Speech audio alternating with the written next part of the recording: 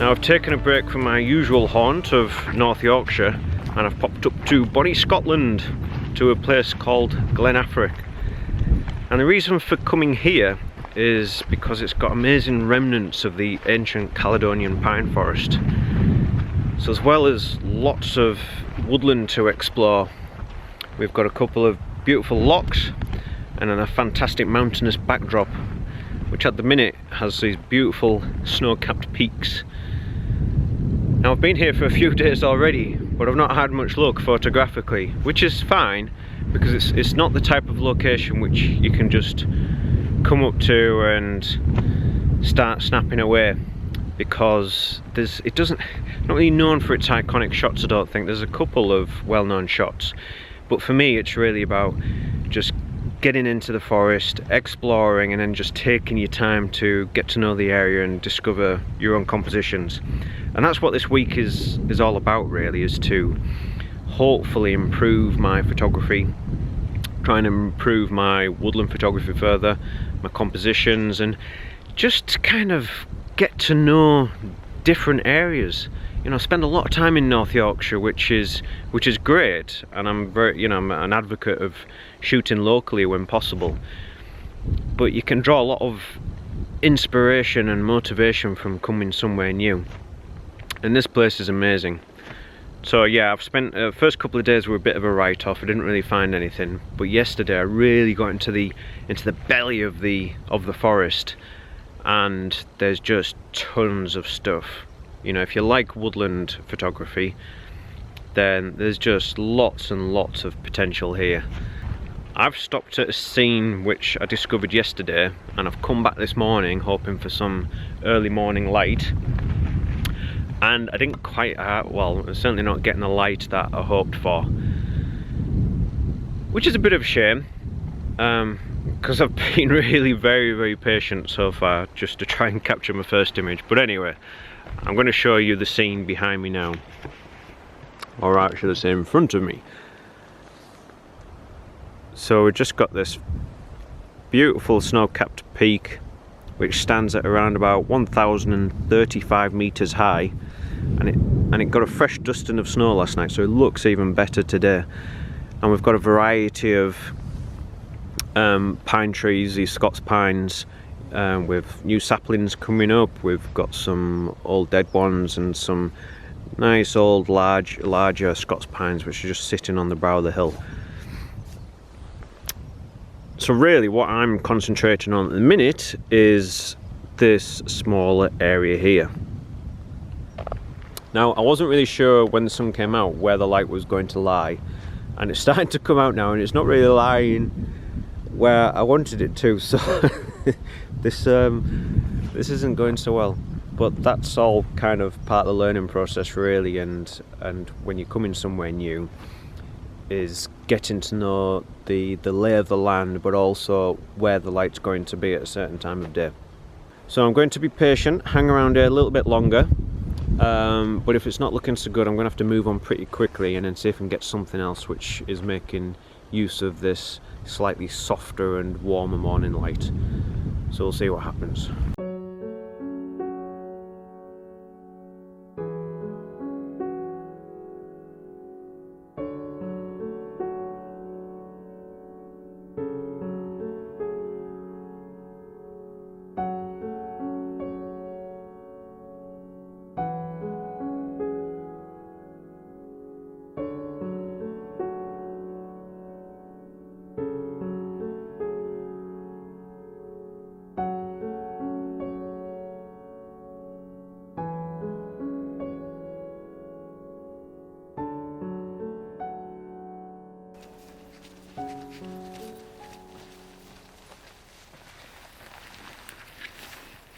Now it's great to see some of these young saplings growing up everywhere, and it's only happening because of all the regeneration work that's going on in locations like this.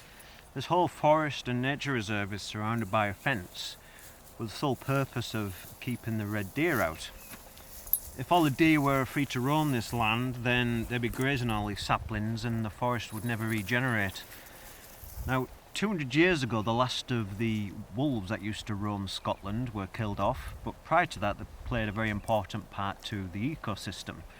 Being natural predators of the deer, they kept the numbers down, but then since then deer numbers have increased to over, hundreds of thousands in Scotland, and all this overgrazing has occurred, which has been a real threat to the ancient forests such as this one. Now, if these regeneration programs weren't happening, then this forest would probably become a bit of a geriatric forest, where all the old pines would eventually die off, and then decades from now the forest would actually just cease to exist. Now, you're perhaps wondering why I'm talking about things like this. Well, I actually think it makes a difference to your photography, because knowing some of the story of the landscape and some of the history and just what's going on around here will influence the compositions that I choose to take. So knowing why these are here and why these are important, and the fact that this one day might be a granny pine of the future, will influence some of the images that I take, because I'll probably be purposely including this along with other elements of the forest to hopefully create a compelling composition that tells a bit of a story in itself.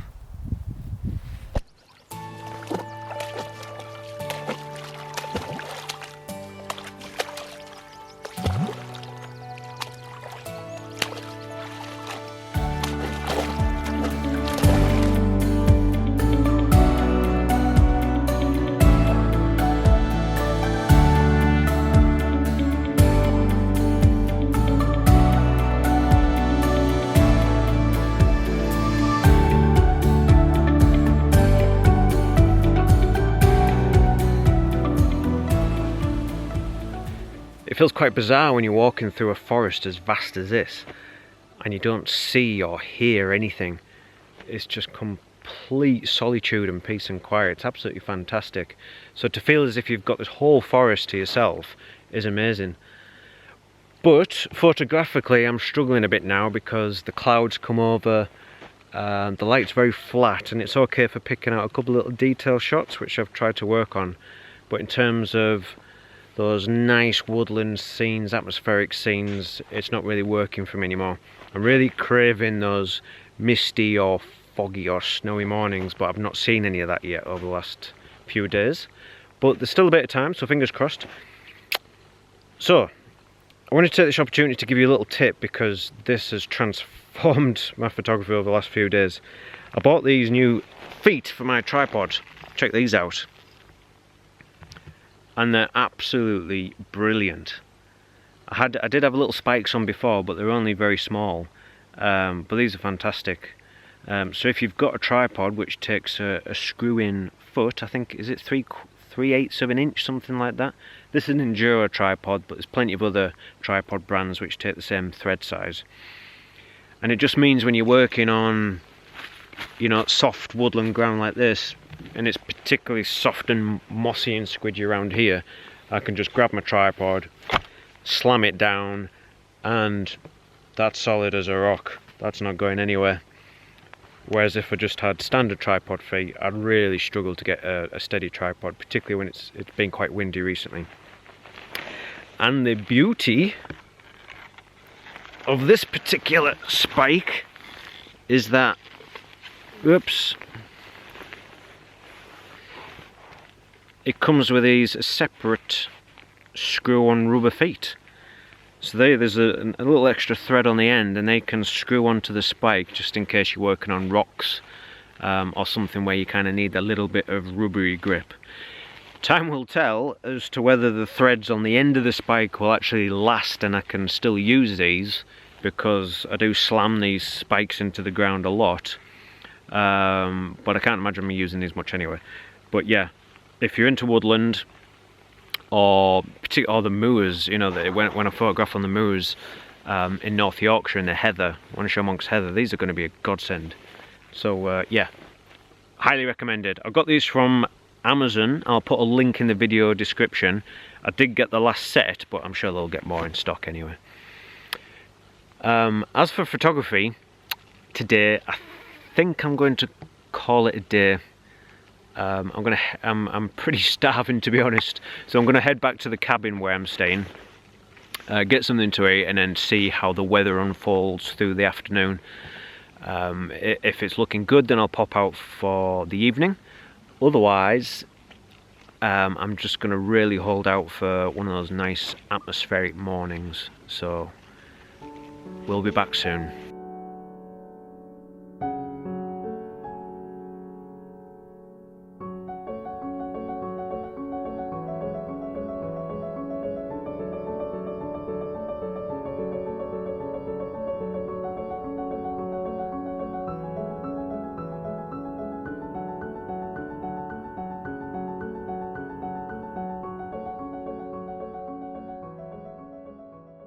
There's not really the light or mood or depth or anything like that for the typical woodland scenes that I like to capture, and the sky is very grey and flat now, so even the mountain scenes aren't really working anymore.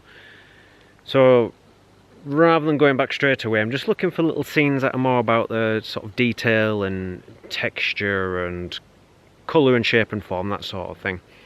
And I've come across these silver birch, I think they are. They're not very easy to distinguish because they're absolutely covered in all this sort of moss and lichen. I couldn't really say what type of moss and lichen it is. I'm not really up on those things, but I think it looks great, and I've not sort of seen this moss that sort of drapes over the branches before.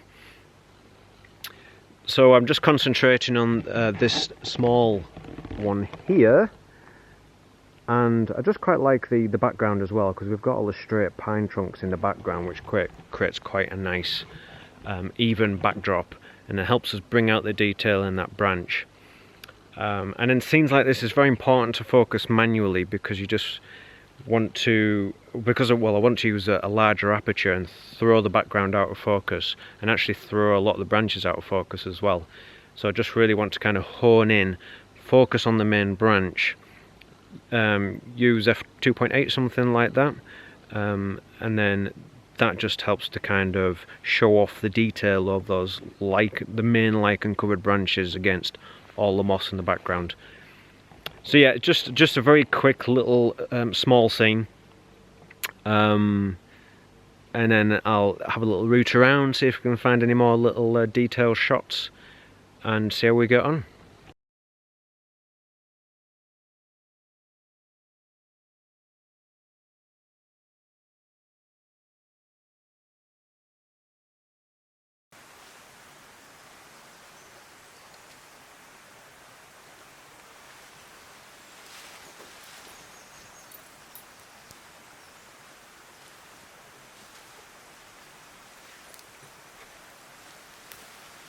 I'm okay.